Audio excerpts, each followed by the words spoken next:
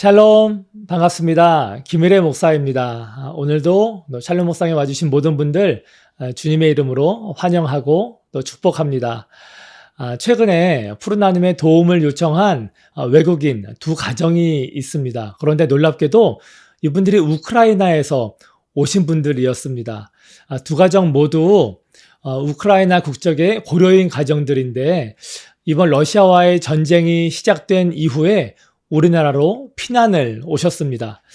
안 그래도 지난 몇 개월간 뉴스를 보면서 우크라이나 국민들을 위해서 기도해오고 또 마음 졸이고 있었는데 저희에게 이렇게 찾아오신 게 꼭 꿈만 같았습니다.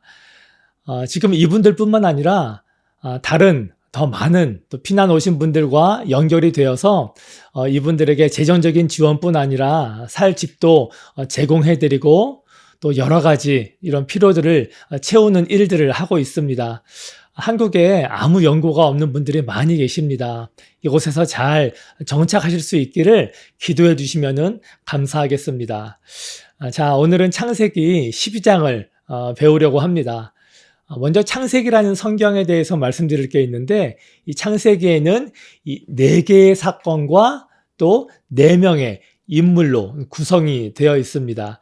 4사건 중 맨 처음은 창조, 그리고 타락 사건, 그리고 세 번째는 이 홍수 사건, 마지막은 지난 시간에 배웠던 바벨탑 사건이 있습니다.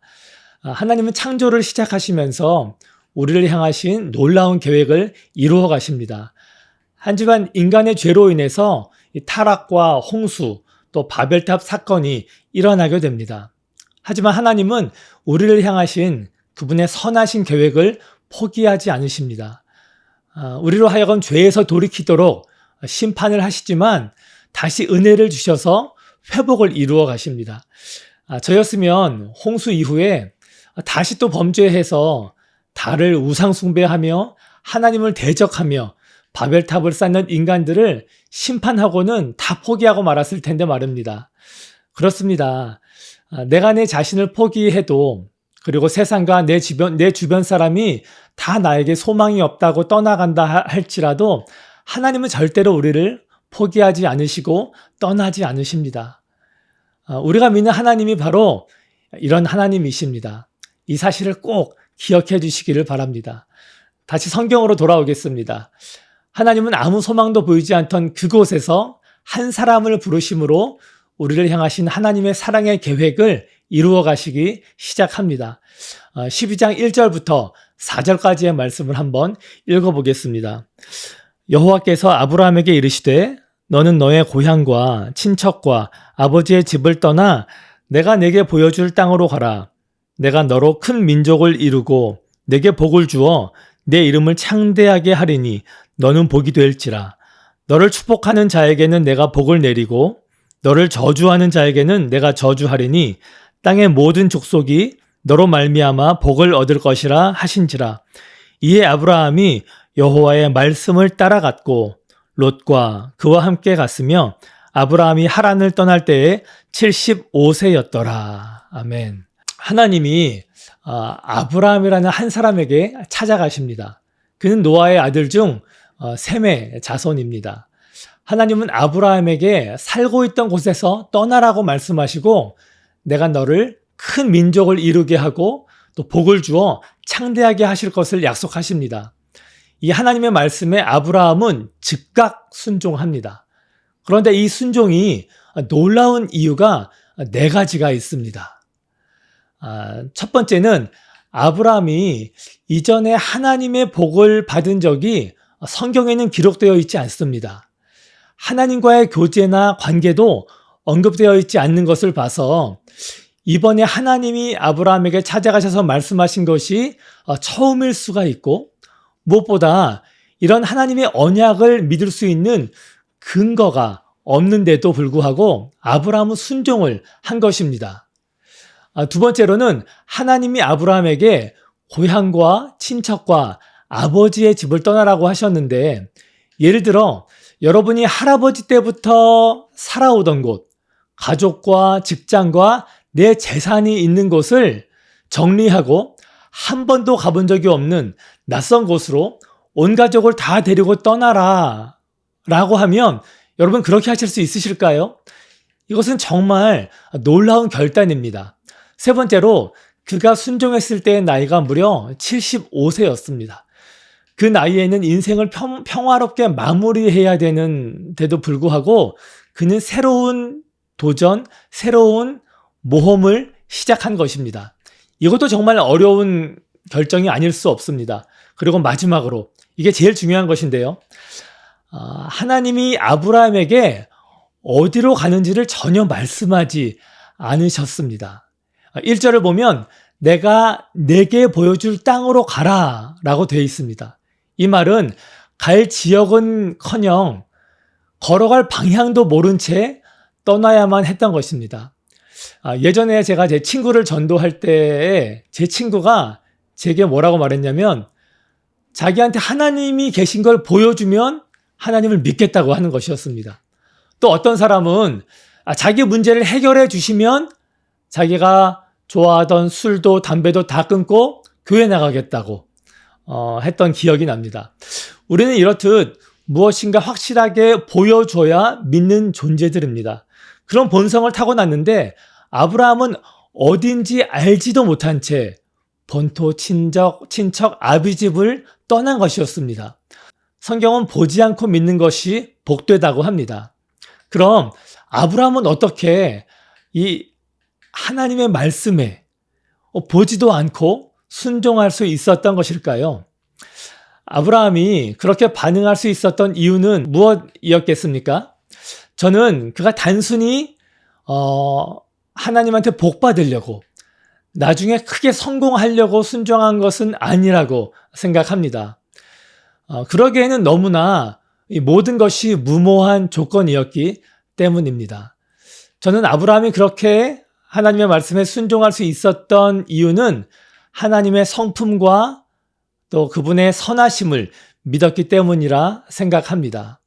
그런데 여러분, 하나님이 아브라함의 이 순종을 얼마나 기뻐하시고 또 그의 삶을 축복하시는지 아십니까?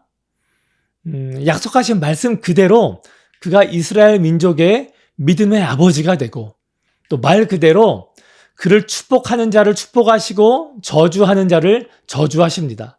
앞으로 창세기를 배우시면서 아시게 될 것이지만 정말 때마다 시마다 그를 도우시고 형통케 하시고 땅의 모든 족속들이 아브라함으로 말미암아 복을 누리게 됩니다.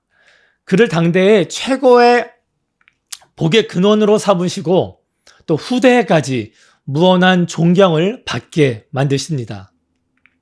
믿음의 순종이 이런 놀라운 결과를 가져온 것입니다. 그런데 저는 지금 이 시간 하나님께서 여러분께도 말씀하신다고 확신합니다. 하나님이 저의 입술을 통해서 그리고 이 성경 말씀을 통해서 여러분에게 말씀하십니다. 내가 너를 사랑한다고, 내가 너를 축복하기를 원한다고 말입니다. 내가 너의 삶에 새 일을 행할 것이라고 말입니다. 여러분 이 말씀이 기쁘지 않으십니까? 그런데 이 모든 하나님의 말씀과 이 약속이 이루어지기 위해서는 하나님의 계획만으로는 되지 않습니다. 여러분의 믿음의 반응이 반드시 있어야만 합니다. 아브라함처럼 말입니다. 이 4절에 아브라함이 어떻게 순종했는지가 기록되어 있습니다. 이에 아브라함이 여호와의 말씀을 따라갔고 라고 적혀 있습니다. 저는 여러분도 아브라함과 같은 믿음의 순종을 하시기를 축복합니다. 여러분 걱정하지 마십시오. 하나님은 아브라함처럼 여러분에게 알지도 못하는 낯선 땅으로 가라고 하시는 것이 아닙니다. 오직 여러분을 향한 하나님 아버지의 사랑을 믿으시기를 바라시는 것입니다. 여러분을 복주시기 원하시는 하나님의 선하심을 기억하시기를 바랍니다. 그리고 더 이상 여러분의 삶을 여러분이 주관하는 것이 아니라 아버지 되시는 하나님의 손에 맡겨드리는 것입니다. 그렇게 여러분들의 삶을 아버지께 내어드릴 때 하나님의 선하심과 인자하심이 반드시 여러분의 삶을 주관하시고 인도하실 것입니다. 그리고 아브라함처럼 여러분의 믿음의 순종으로 여러분의 가족과 여러분의 자녀가 복을 누리게 될 것입니다. 그렇게 믿음으로 순종하셔서 하나님의 놀라운 축복을 모두 누리시는 여러분 되시기를 주님의 이름으로 축복합니다. 그럼 제가 기도하겠습니다. 하나님 은혜를 감사합니다. 아브라함에게 말씀하셔서 또 아브라함의 믿음의 순종과 결단을 축복하셔서 그의 삶 가운데 하나님의 놀라운 이 언약들을 다 이루신 그 하나님을 우리가 오늘 배웠습니다. 오늘 함께 이 말씀 앞에 반응하며 결단하기 원하는 모든 우리 하나님의 백성들에게 아브라함에게 주셨던 놀라운 복을 허락하여 주시옵소서. 복의 근원 삼아 주시고 어디로 가든지 무엇을 하든지 하나님이 도우시는 그 은총을 누릴 수 있도록 은혜 위에 은혜를 더하여 주시옵소서. 그리고 우크라이나 땅에서 하나님, 우리나라 땅으로 피난으로 온 많은 분들이 하나님을 만나시는 하나님의 도우심을 경험하는 그 은혜가 있게 하여 주옵소서. 이 모든 말씀 예수님 이름 받들어 기도합니다. 아멘. 오늘도 샬롬 묵상 끝까지 함께 하신 여러분 감사합니다. 저는 오늘 묵상 말씀 준비하면서 이 우크라이나에서 피난 온 분들 생각이 많이 났습니다. 부디 이분들과의 만남을 하나님이 사용하셔서 그분들이 하나님의 도우심으로 본국으로 돌아갈 수 있을 때까지 이곳에서 평안하게 잘 지내시고 또 하나님을 만나시게 되기를 소망합니다. 푸른 나눔이 또 제가 이분들을 예수님의 마음으로 잘 섬기고 복음을 잘 전달할 수 있기를 함께 기도해 주시기를 부탁드립니다. 여러분 감사합니다. 그리고 축복합니다. 그리고 사랑합니다. 샬롬.